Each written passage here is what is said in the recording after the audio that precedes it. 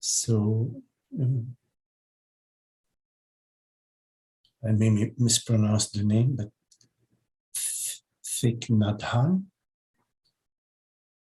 the Buddhist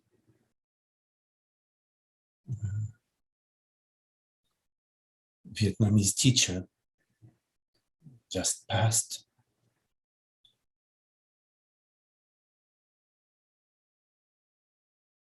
And our topic, what is it that dies?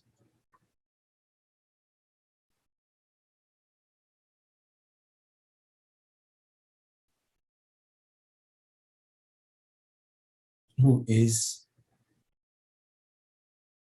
Thich Nhat Hanh?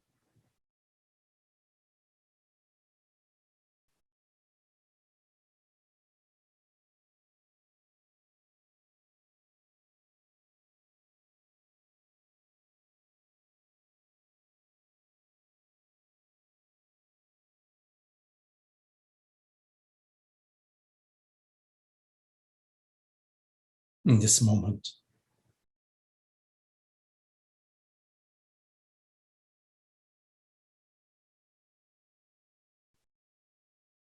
the sweet memory of his kindness,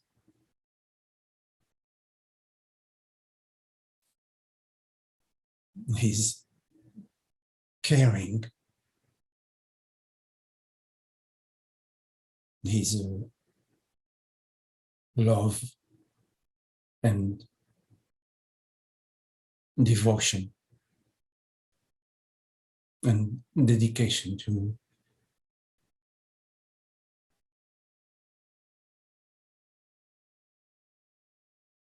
sharing, being available.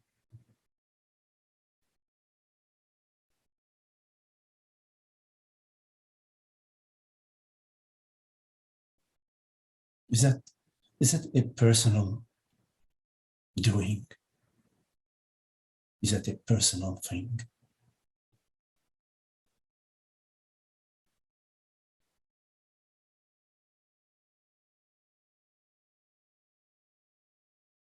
We recognize within ourselves in this moment the love, the gentle way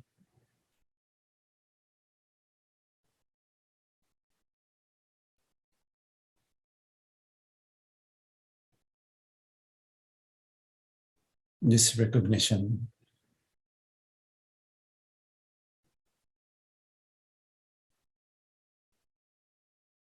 is not a recognition of something other than ourself.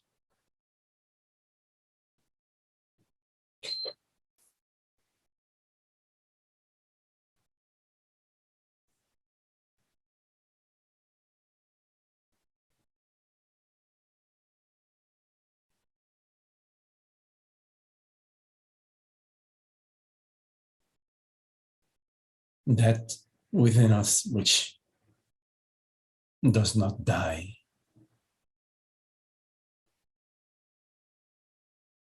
which is eternal.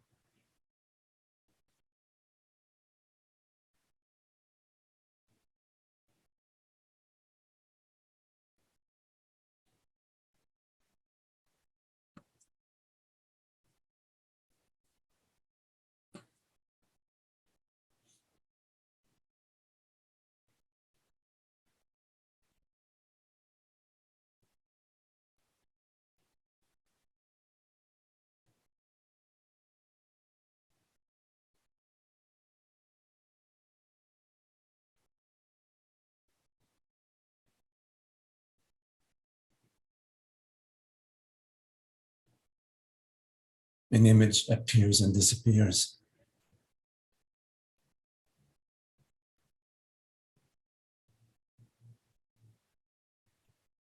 But the essence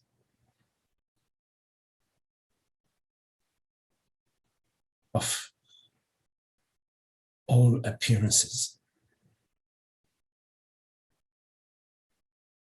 the essence of all perceptions,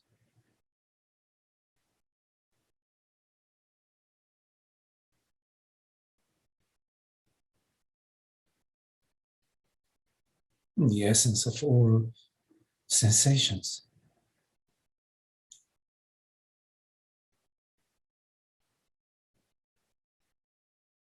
the essence of being,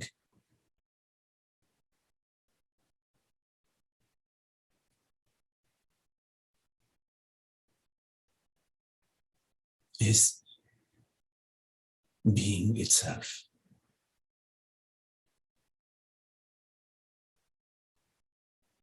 That which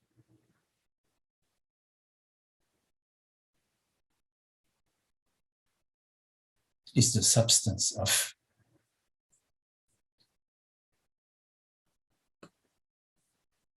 ourself,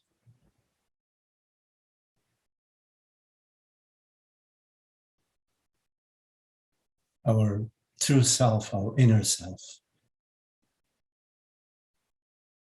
this one essence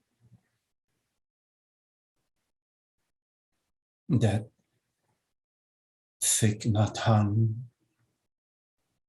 spoke about in so many ways.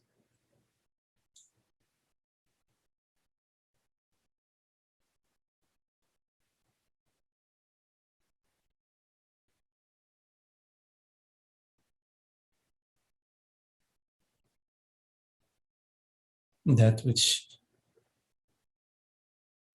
does not come and go.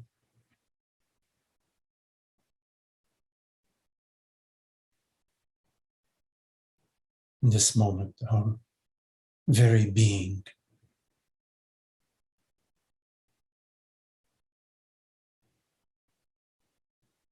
Can you get a sense of that?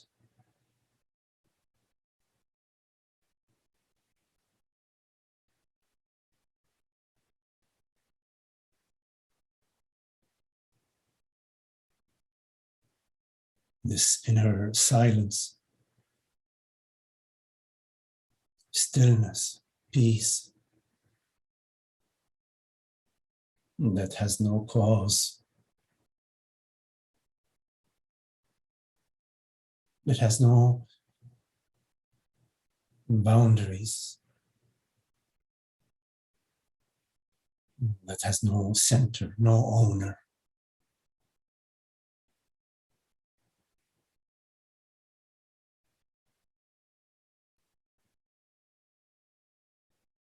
Our reality.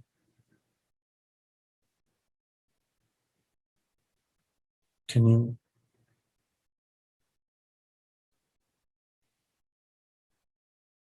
get a sense of that?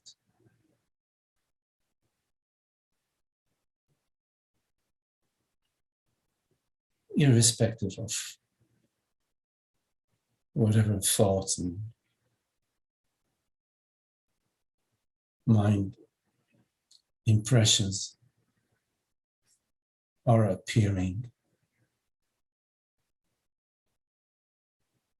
the essence is right there.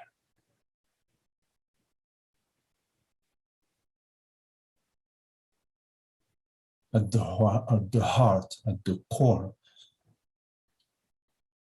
of all perceptions, and permeating the entire realm.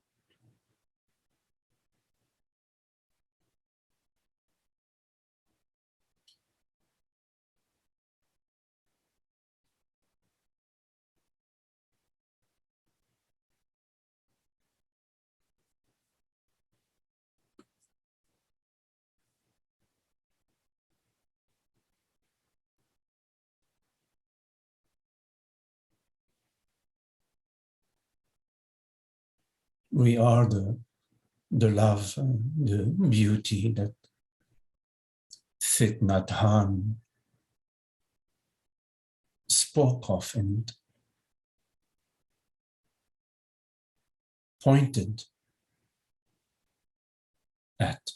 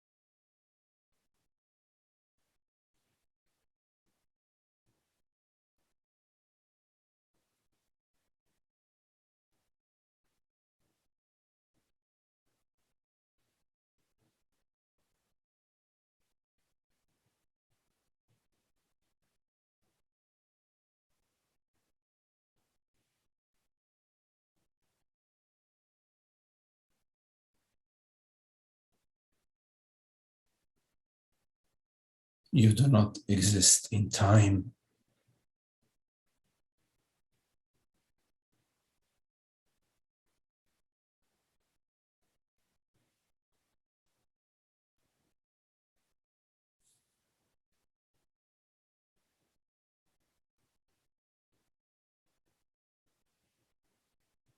You are not defined by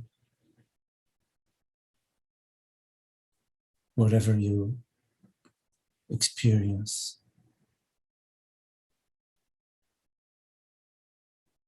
You are not defined by thoughts,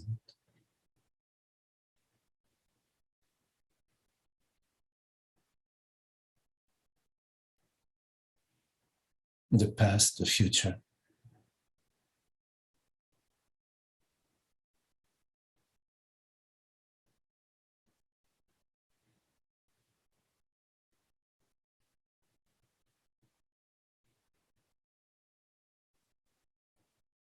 You are this transparent, aware, formless,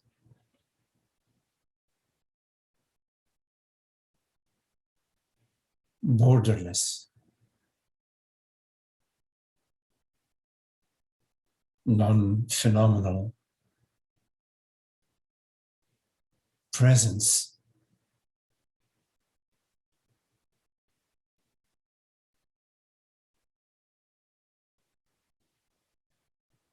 beyond any impression of separation or limitation.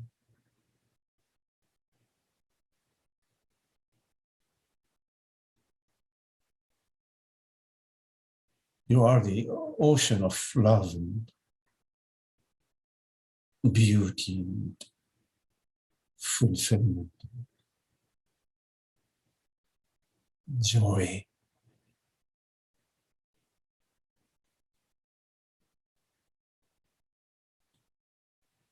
You are the magical wand. Merlin, you are Merlin. You are the magical wand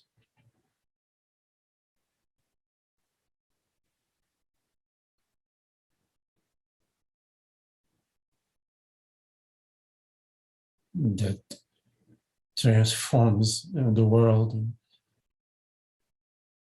into the magical garden,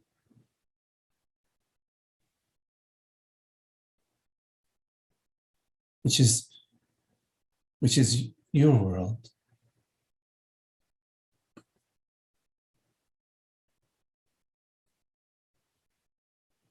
which is your creation.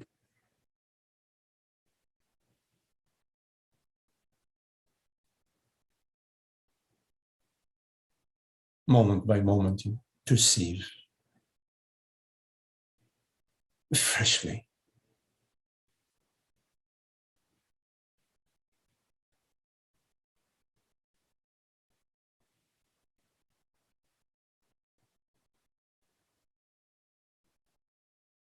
In the moment of perception, you simultaneously create and perceive.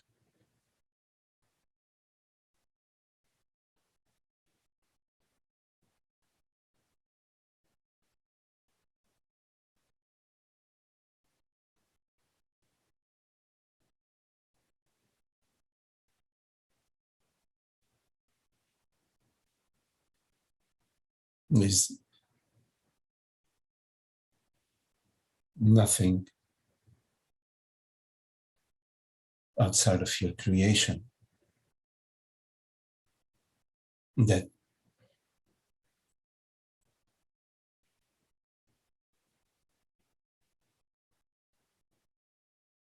will make you whole.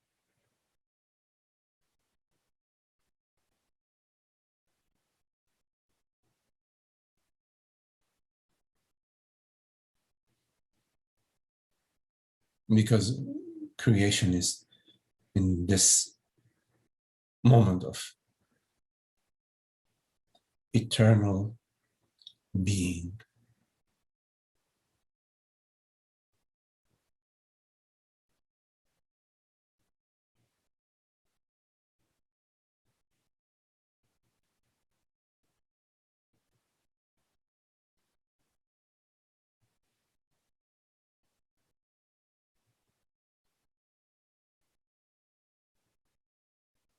In your night dreams, you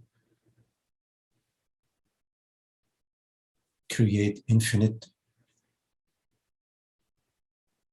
dreams with various dream characters and dream events.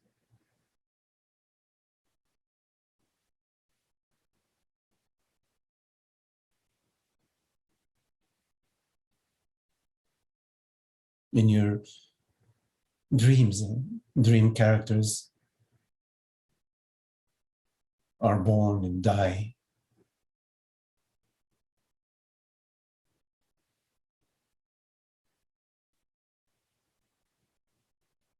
But the essence, the substance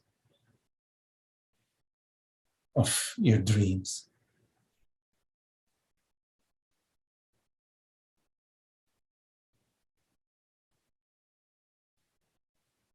which in this metaphor is you, the dreamer,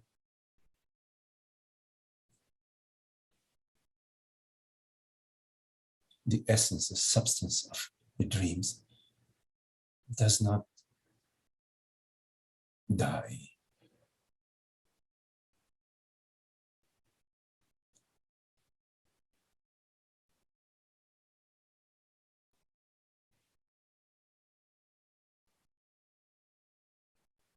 So in this understanding,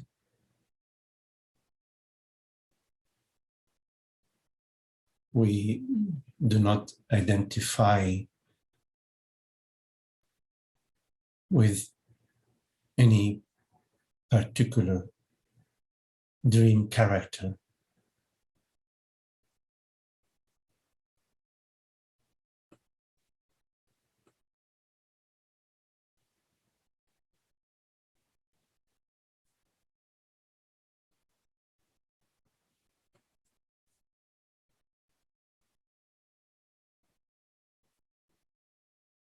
We do not identify at all. Like in this moment of what purpose would it be to identify with anything?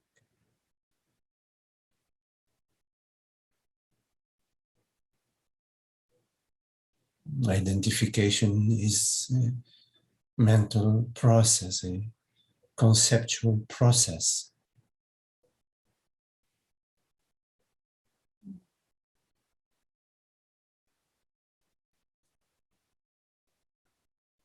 which serves no purpose when it comes to being, when it comes to your true nature, when it comes to your true self.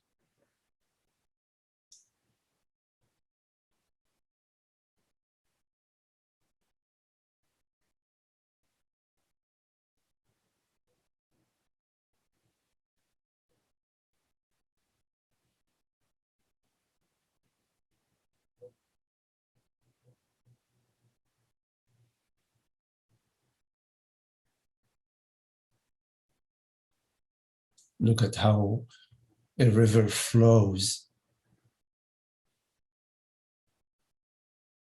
from way up in the mountains, meandering down to the valley,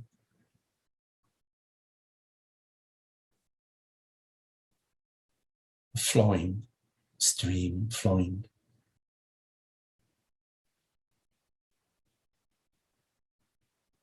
Is there any regret or attachment to the mountain?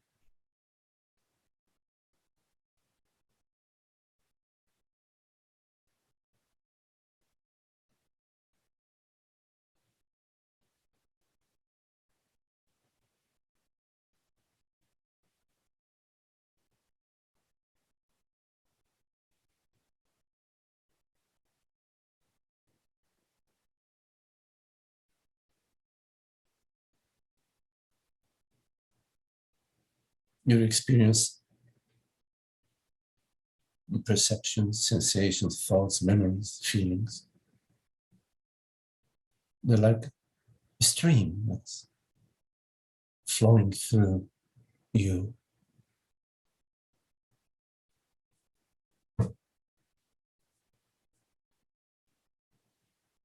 Your own creation.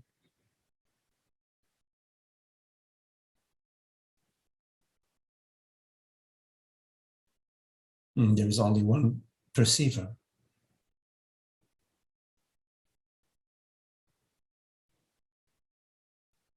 Which in this moment perceives this perception.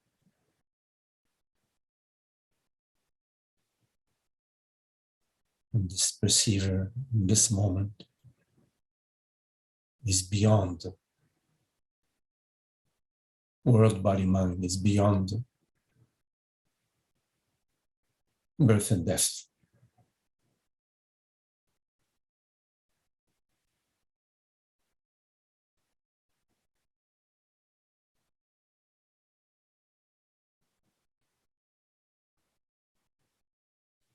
From this understanding, with this understanding, you can celebrate life, celebrate your creation.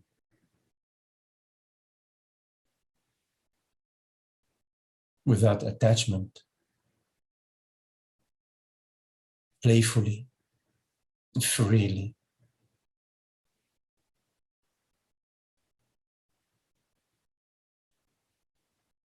Like a child being surprised. A new unfolding.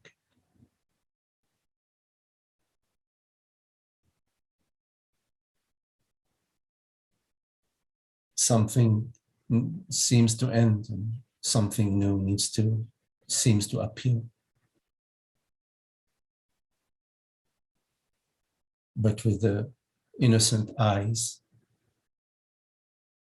there is awe, the sense of wonder.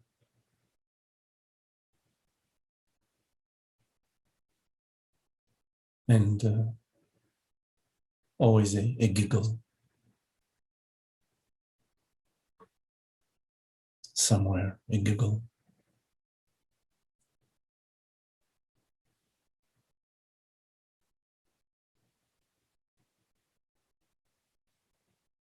How fascinating this unfolding, this coming and going in the realm of that which doesn't come and go.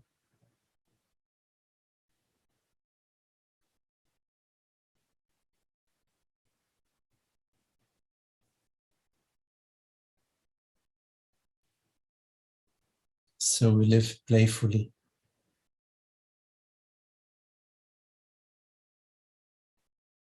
because we know there is nothing at stake and that we are all in the same garden.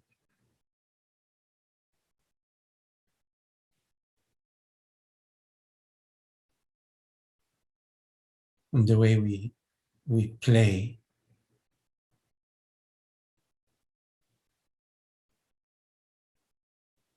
is the best way that we can invite everyone to play joyfully. When we are playing joyfully, it's contagious. But we have no expectations.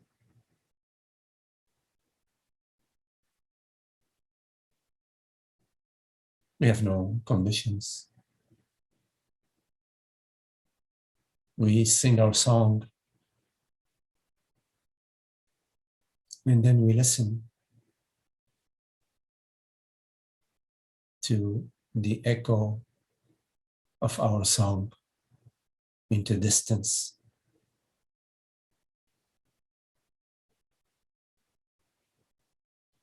But we don't expect any particular echo.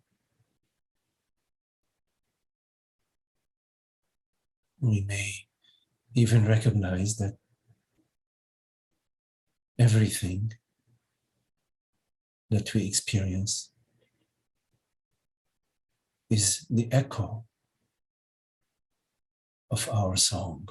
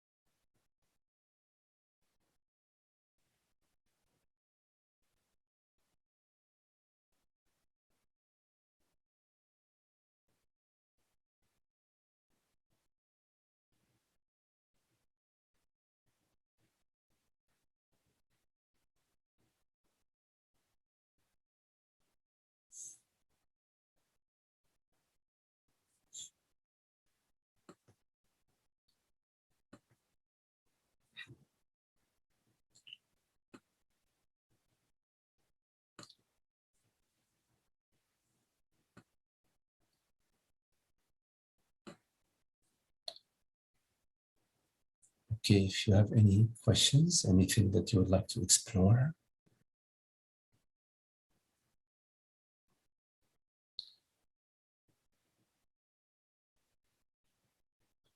make sure you unmute your mic.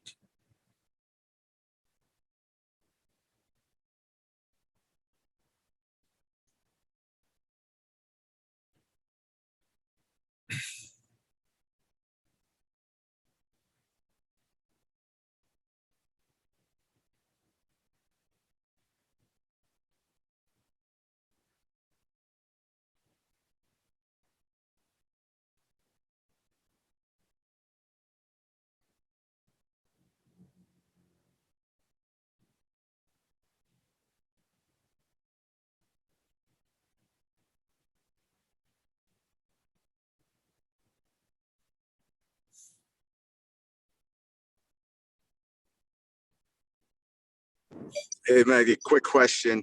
Yes, Frank. Good to see you, by the way. Yeah.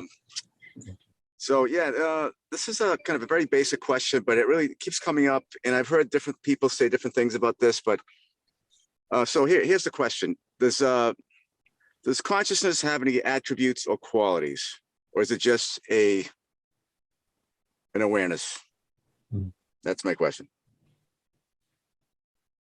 Yes.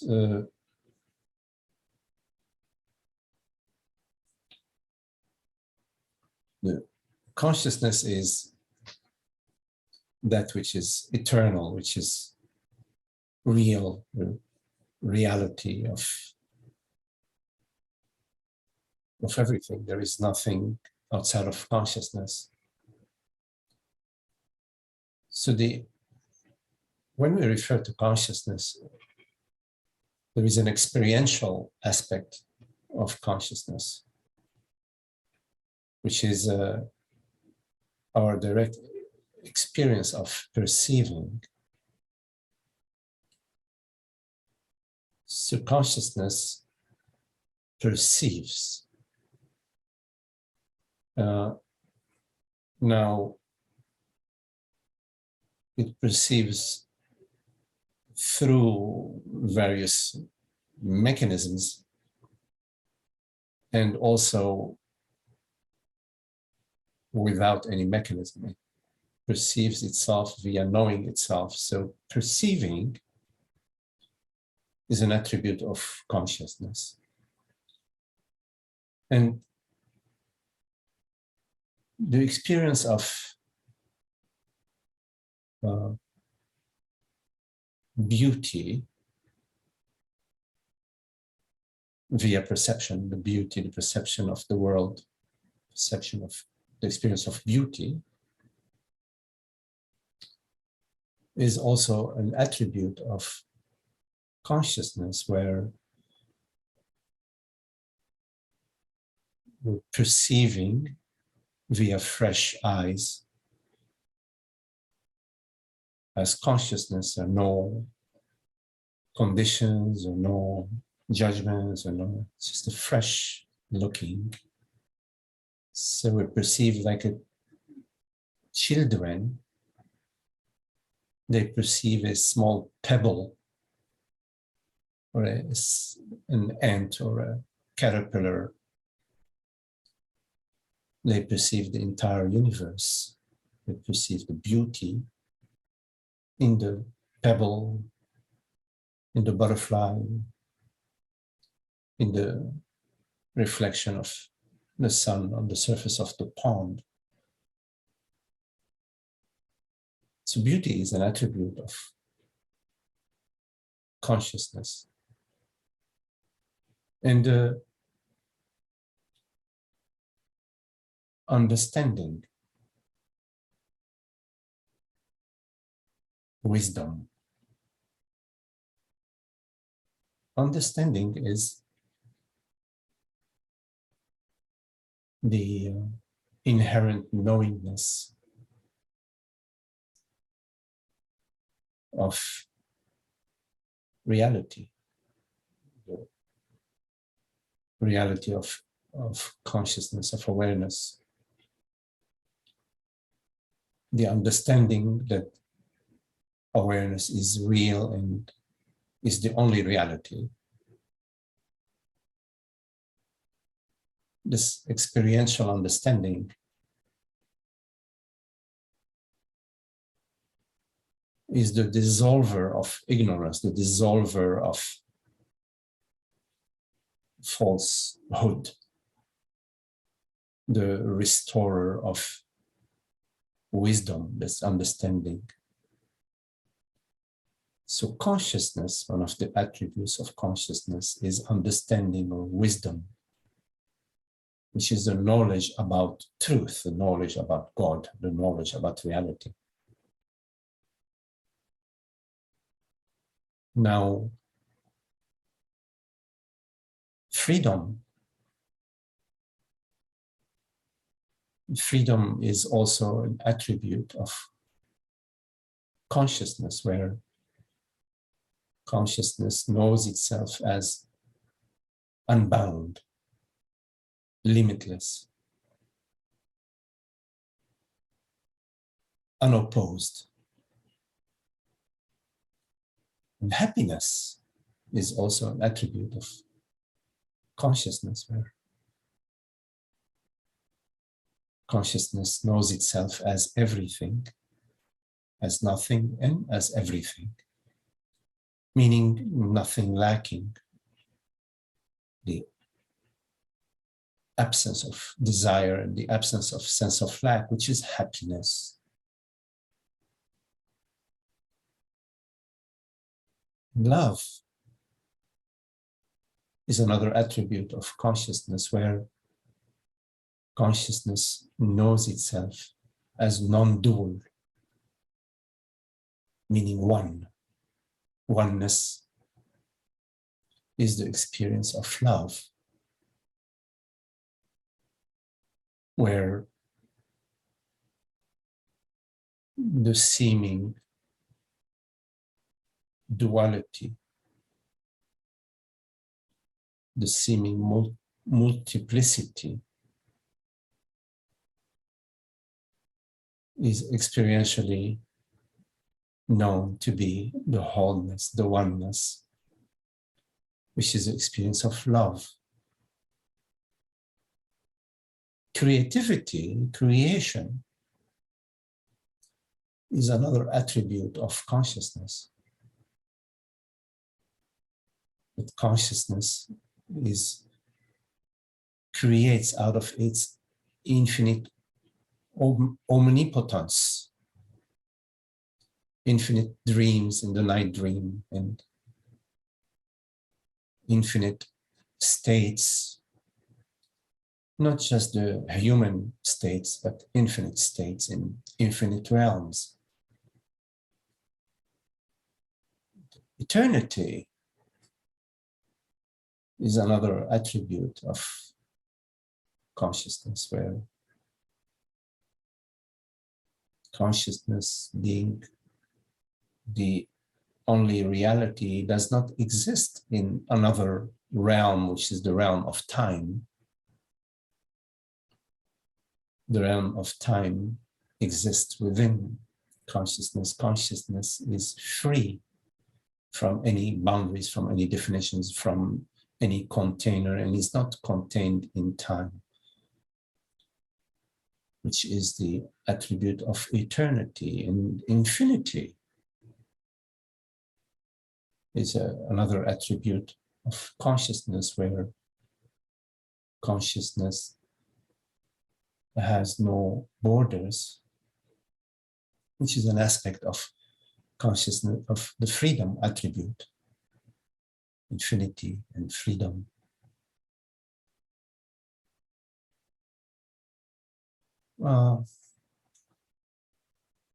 Anyways, there are these are attributes of consciousness, Frank. Okay, very satisfying answer. Thanks, Magdi. Appreciate it. Okay. These attributes of consciousness can shine onto the mind, onto the world, onto the body. Transparency also is another attribute of consciousness, which is related to its formlessness, its noumenality, its noumenal aspect. It's non-phenomenal reality. So these attributes, upon our understanding and being knowingly consciousness, being knowingly truth, and these attributes become expressed in life, not on occasion, but across the board, not here and there, but across the board. When life becomes joyful, free, happy, creative, loving, intelligent, wise.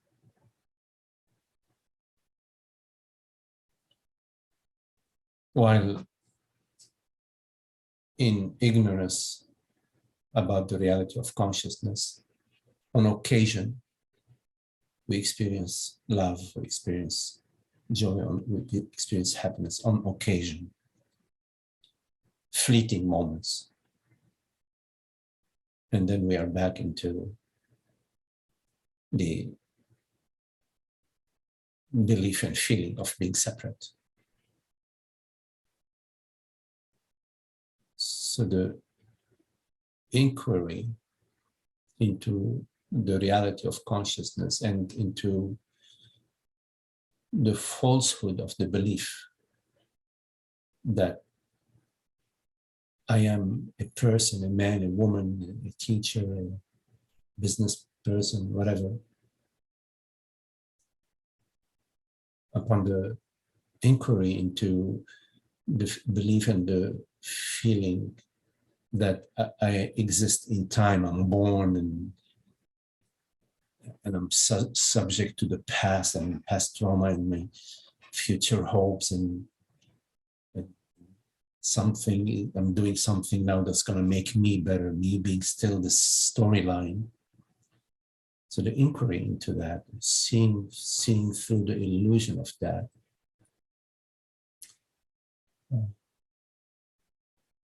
restores order as a way of speaking.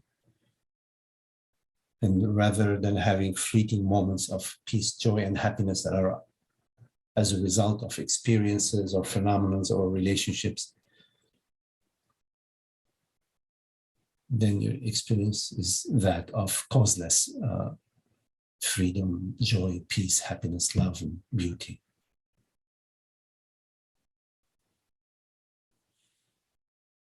Okay, beautiful, Magdi. So Magdi, one quick thing, I just wanted to say this.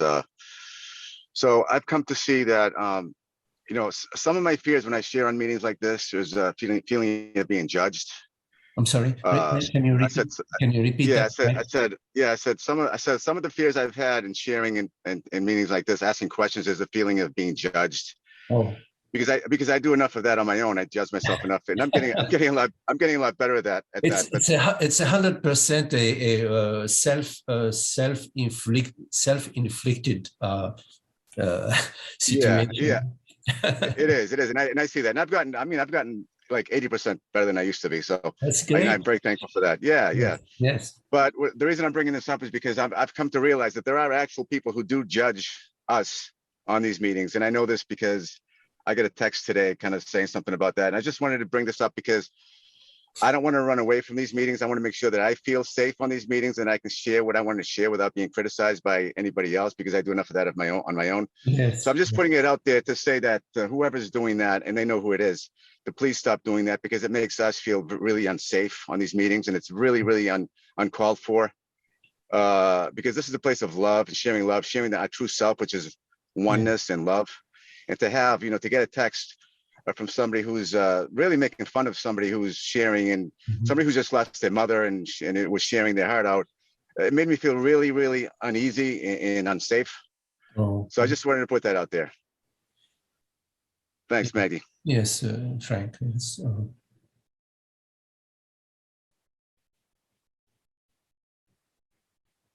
Yeah, that's very nice. Thank you, Frank. It's a nice invitation you are extending, and we always I echo what you just said. I extend that same invitation, that this is a meeting of love for all of us. Everybody is welcome to this meeting, to be part of this community. I don't mean this particular community, but the community of truth lovers and caring for each other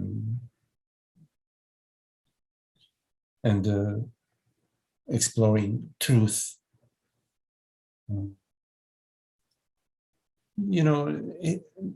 This particular format may not be for everybody, of course not.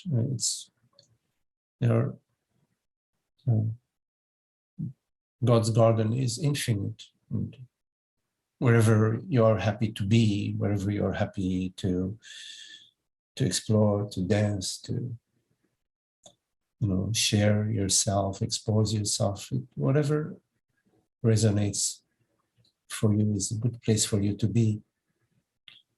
This is just one voice, one family of friends, of loving, caring people. And that's very, in a way, the heart of our meeting is our love for each other, which extends beyond this group, of course. So it takes courage to expose oneself because we feel vulnerable.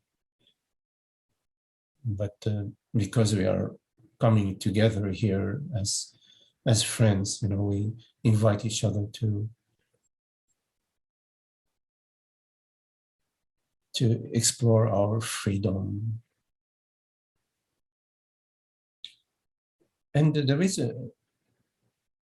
we share a deep interest in truth. So at some point, it doesn't really matter that much whether you're being uploaded or whether you're being vilified, because your love for truth, who cares about anything else, really? I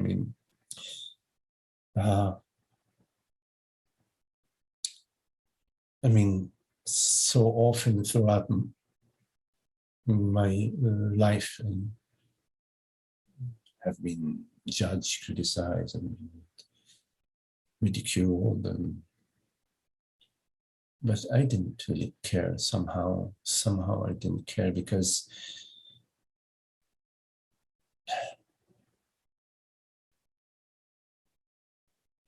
truth trumps everything, and our love for truth is a huge trump card in our life.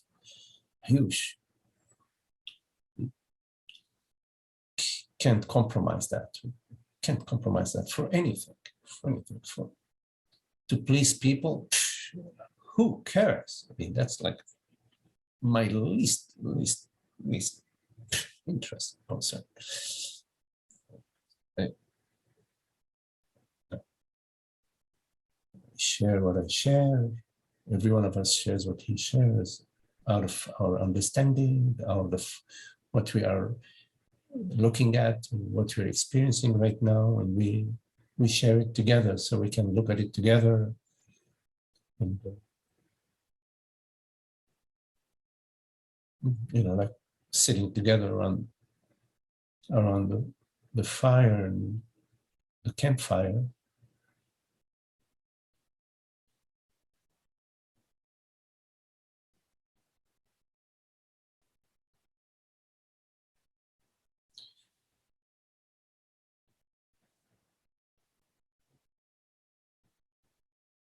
That which we are is beyond any impact. That which truly are the reality of yourself, is infinite love, infinite potential, infinite patience, infinite flow, infinite malleability, infinite in every aspect. And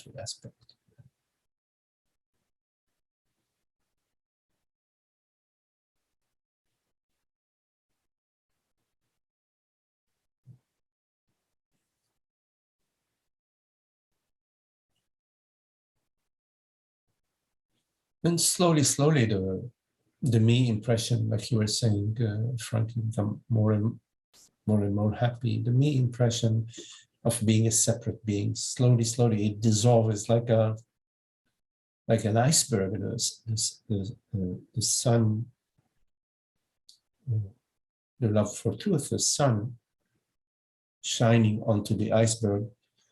You don't notice it right away, but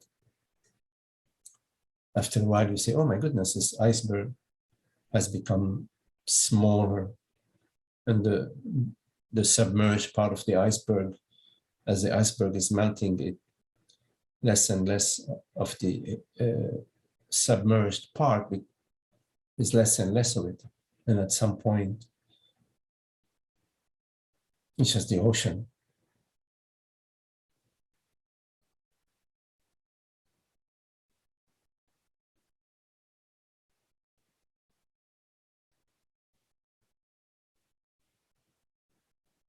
And this iceberg was the substance of the iceberg, the reality of the iceberg was always the water, which is the substance and the reality of the ocean. It's one substance, one reality, water.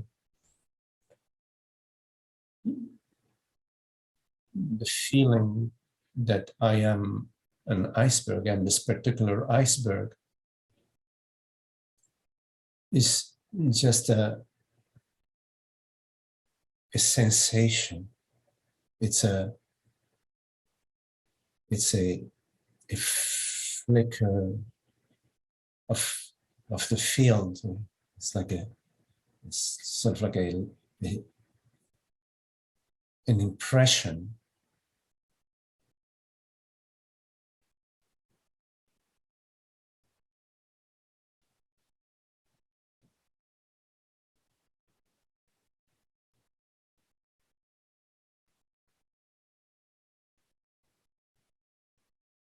Which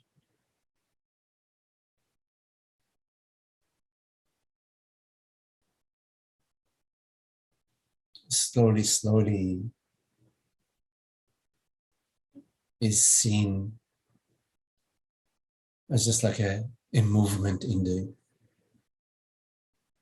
infinite space of awareness, which is the space which we refer to as I. Not I, an object, but I as the spaciousness of awareness. The I, non-objective,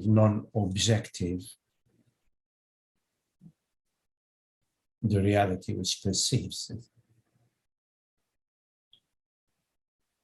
So this I, this defined I,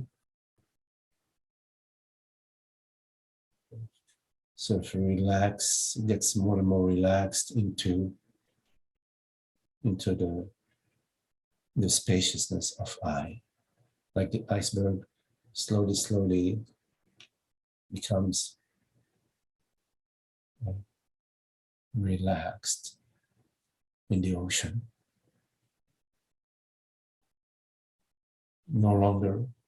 Nothing is no longer impacting. Nothing impacts the ocean.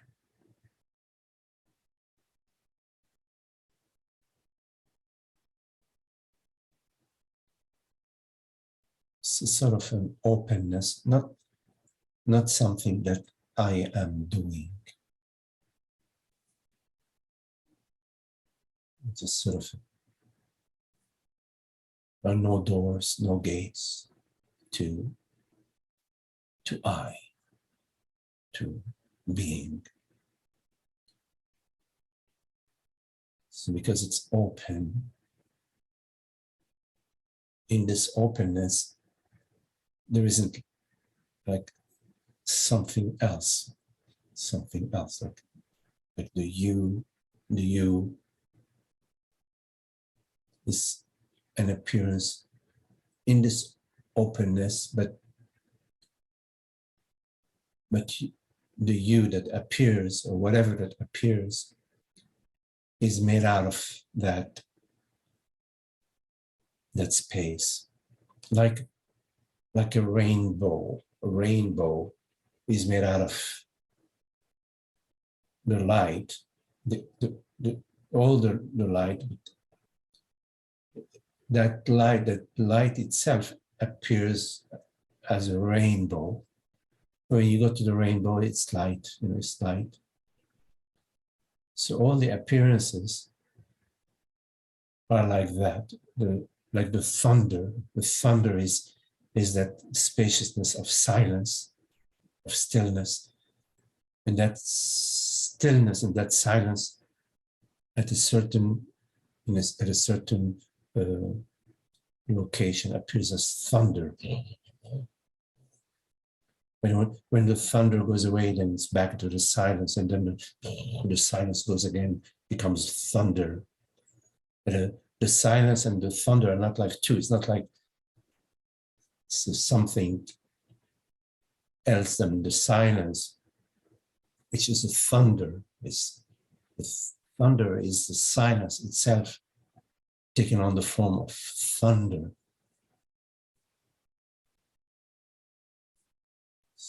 So then there is, in that spaciousness, that openness, that then everything is that openness, and everything, whatever seems to be as a thing, is made out of that, of I.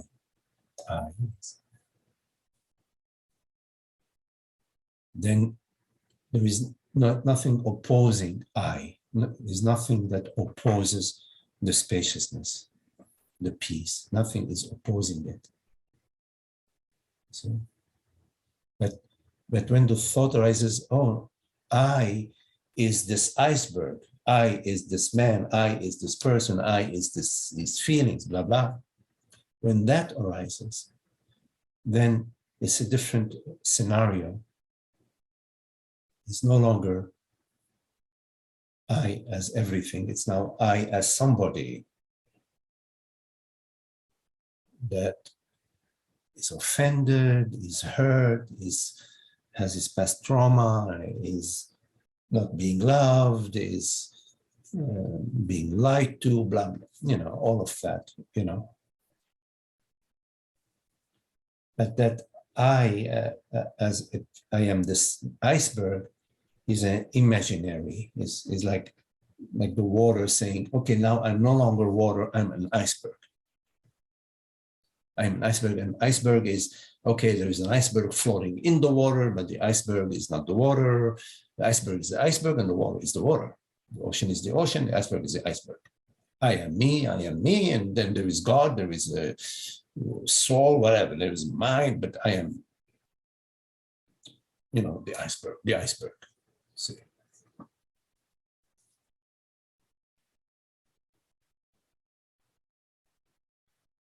And it doesn't matter if 7 billion human beings believe they are icebergs. Who cares? It doesn't matter. What matters is the understanding about, am I truly an iceberg? Am I a separate consciousness, separate, limited, personal consciousness? Is consciousness, which is that which perceives right now, is it dependent on the body, dependent on the mind, dependent on the perception, dependent on my car being in the garage, dependent on me being happy, dependent on my bank account being good, dependent on being loved, dependent on not being criticized. So when consciousness is dependent on being loved, that's quite a different game, That's like the game of, okay, well, wait a minute. How can I create suffering? Let me see. I can create suffering by imagining that I am I meaning consciousness, that I'm a person that is very lovable and loving and deserves to be loved and honored. Now, good luck with that. Because to start with, right from the start, we've brought in limitation, definition, contraction. We brought that in the game. We said, this is the game we're gonna play. I'm gonna build a jail. I'm gonna build a cocoon. I'm gonna stick myself into that cocoon, and I'm gonna play the game of freedom and being heard and seeking happiness as somebody in the cocoon. Well, good luck with that. That's what we do, but we don't think about it. We're not aware we're doing it, or we love the game. We love the game. Anyways, I'm babbling. Yeah, the Magdi, thanks so much. That's really profound. Everything you said to me now is so profound, and I do get that we, we don't want to go around, taking offense at every little thing that happens. But sometimes I feel like if there's something going on in a situation where people are in there for a reason to, maybe not to support each other, but to at least not be on each other's, at each other in a negative way. Absolutely. Maybe I think sometimes it's good to speak up, just to let it out, because otherwise it becomes a place where it's not even fun to come to anymore. And I've seen that happen. In the past, things have happened and you handled it perfectly, and that problem's gone. But I'm just saying, I just think it's good to sometimes bring it up and just maybe it'll go away. Absolutely. Thanks, Maggie. I appreciate it so much. Thank you so much. Thank you, Frank. Okay. Okay.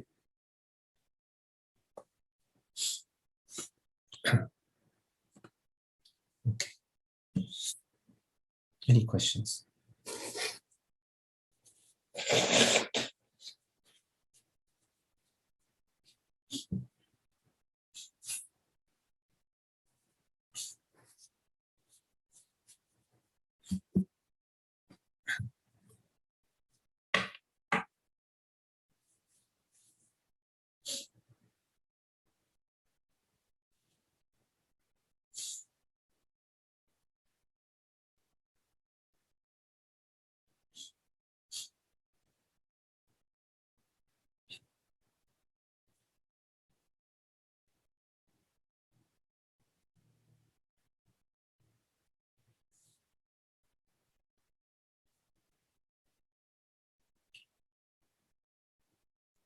Hi, Magdi, John. Hello, John.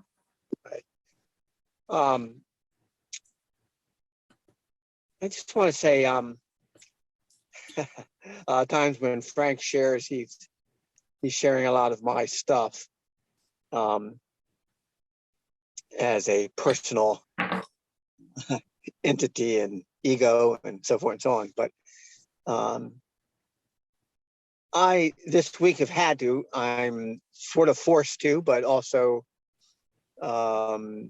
because I do inquire the best I can when certain thoughts and feelings and things are going on that I consider, I guess, suffering or uneasiness or whatever, or knowing that I just know now to go allow it to be, and also inquire a little bit. For instance, this week I was having some chest and stomach pressure, not from physical illness or anything, but from thoughts and futurizing, of course. And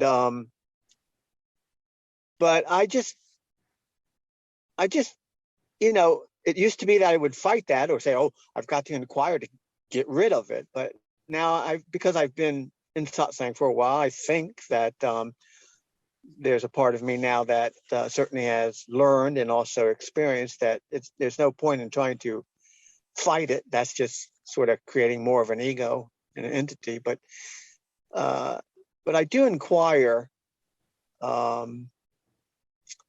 I guess I'll say investigate. I like the word explore as well, but as to where are these? I mean, I feel it, but the difference between feeling it and exploring for me is that sometimes there's a habit that feeling something can turn into let's say an and egoistic, or a kind of somebody feeling this and then trying to just keep feeling it, rather than allowing it to be what it is. So there's some kind of habitual process to it also, with mind and body and feeling. So when I inquire as to even where is the feeling, or where is it located, I could say in the chest and the stomach and all that, but I never can get a like the iceberg. I can't get an iceberg. I can't really get an iceberg. I can't get a solid anything there, because everything is in flux. And that for me is what brings me back, or at least, I don't know if I want to say back. I'm trying to choose my words carefully, but I shouldn't. It does put me where I belong, which is my true nature, because then I am recognizing the watcher. And the only thing that ever remains before, during, and after all of it is the true nature of myself, the true I. And that begins to free me up. Not that it has to necessarily, but it does, because I don't have anything solid to hold on to. And so I kind of see the foolishness sometimes by the mind of trying to hang on to the habit of trying to hang on to this person. But anyway, and so when you were speaking tonight, I'm hearing that. So okay, so that sort of validates a little bit that that's going in the right direction, just to whatever degree that I know of. So anyway, I just wanted to share that. You can certainly speak to that. Yes, Thank John.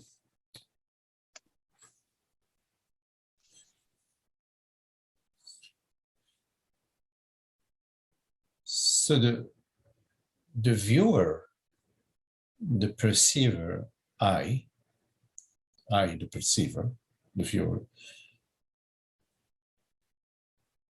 is not a personal viewer perceiver.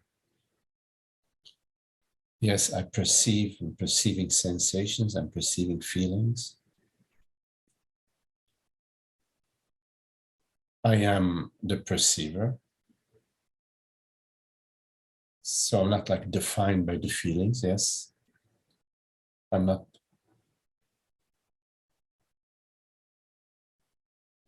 defined by whatever I perceive. I am the perceiver. But this perceiver is impersonal, is this I that perceives is non-local, it doesn't belong, it's not inside the body, or it's not a personal consciousness, it's not a personal perceiver. It's that which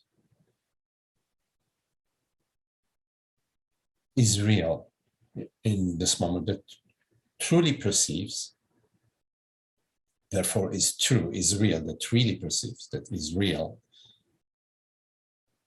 But this reality is non-phenomenal, cannot be personal or subjective or limited. So we would say it's a perceiver in chief.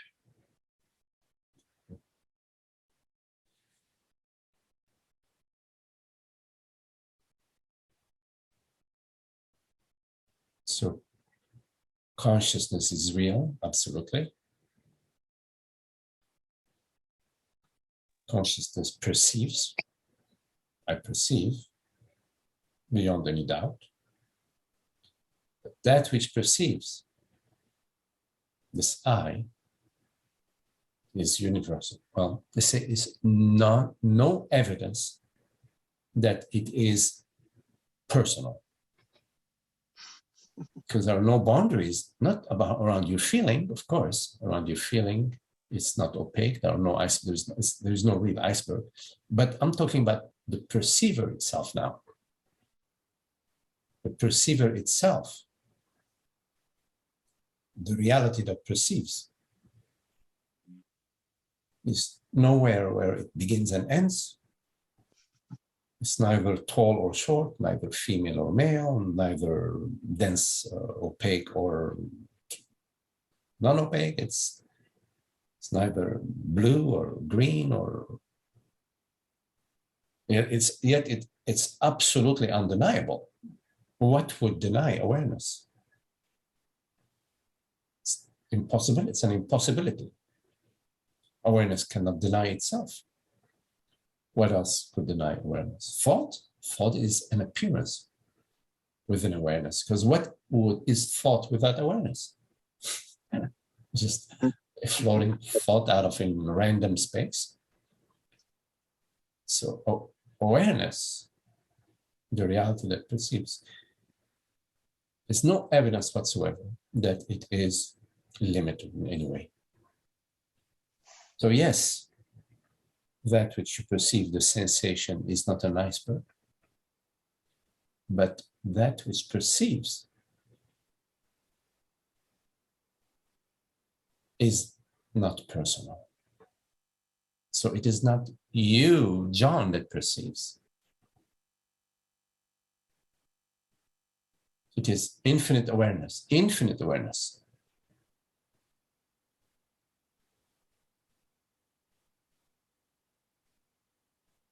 that creates and perceives simultaneously.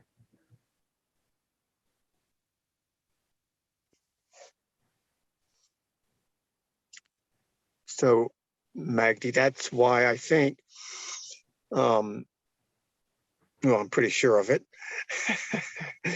because it's my experience, but that's where the peace comes in for me, because when I see there's nothing to grasp onto, it almost goes with the title of this science thing about who dies or what dies or whatever it is. Nothing really lives in a sense, in a strong sense, sort of, nothing is living as far as, except for I, and whatever, nothing is except for I. And so in a sense, you could say nothing is dying. But what's important for me is that seems to be that when I do the inquiry, when I do this, and I see it's not an iceberg, then it's sort of like,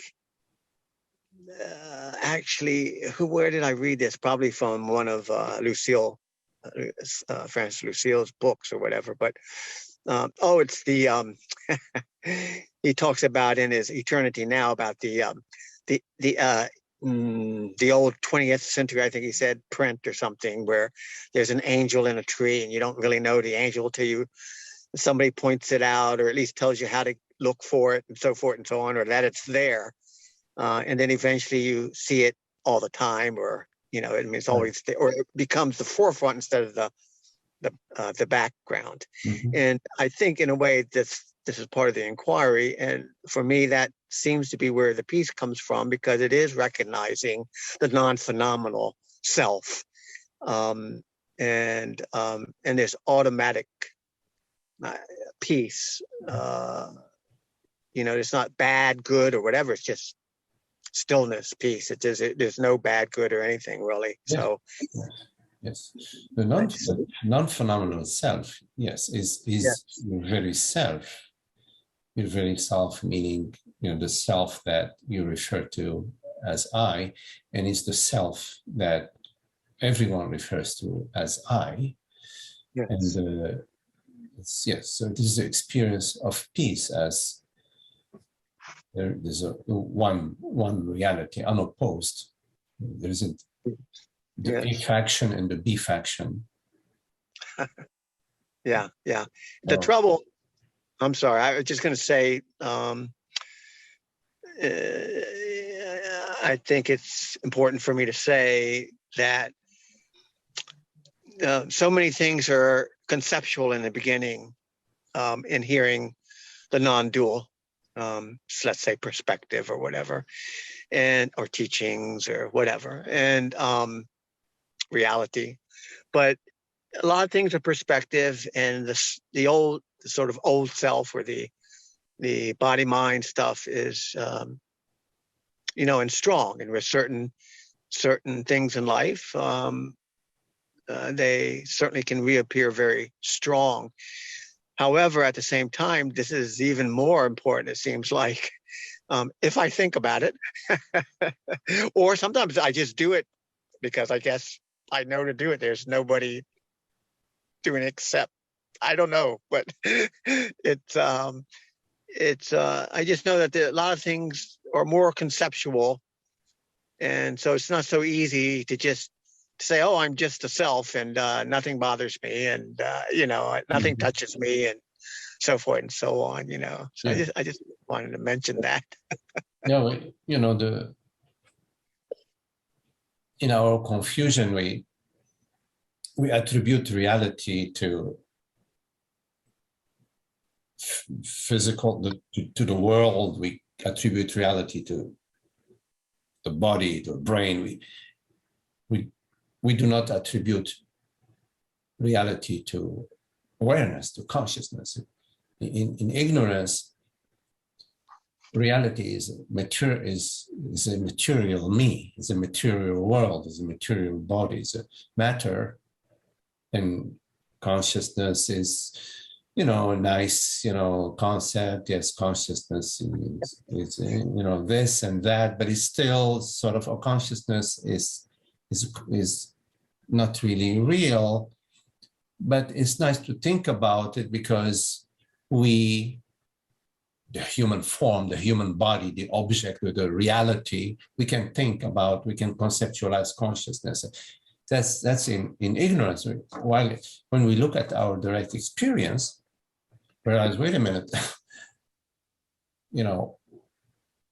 could be that everything I'm perceiving, those mountains, this table, these walls, it is possible, there is 1% possibility, or even less, that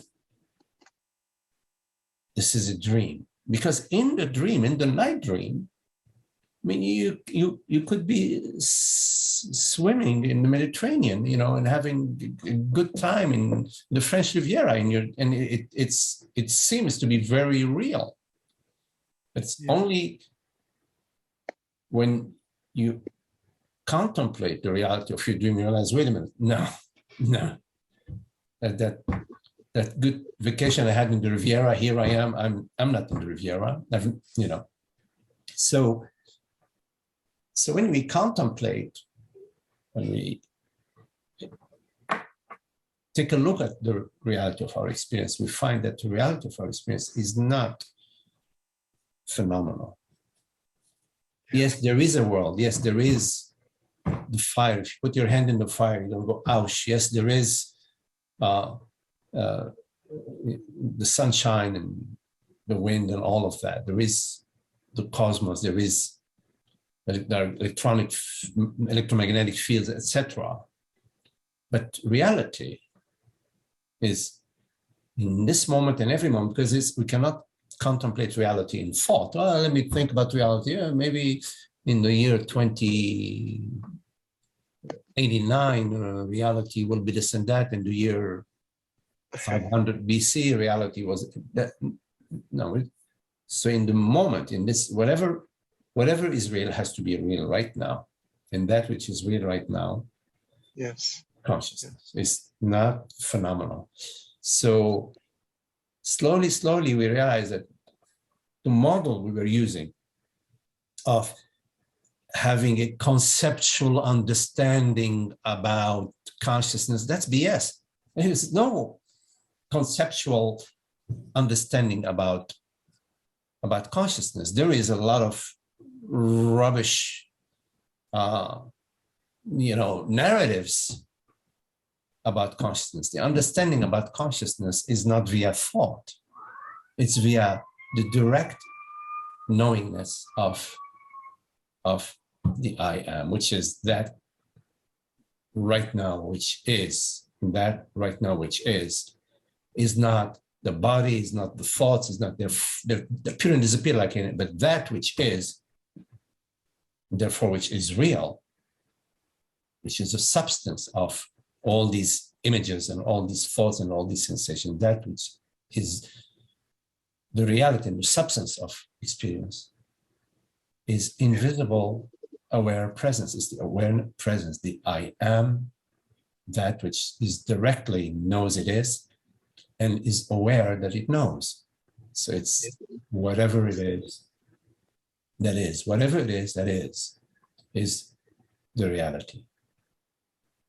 And I is this whatever it is that is. I is whatever it is that is. And it's not a personal I. Whatever it is that is includes everything that is and everything that could be. Doesn't exclude. It's not like reality is whatever it is that is,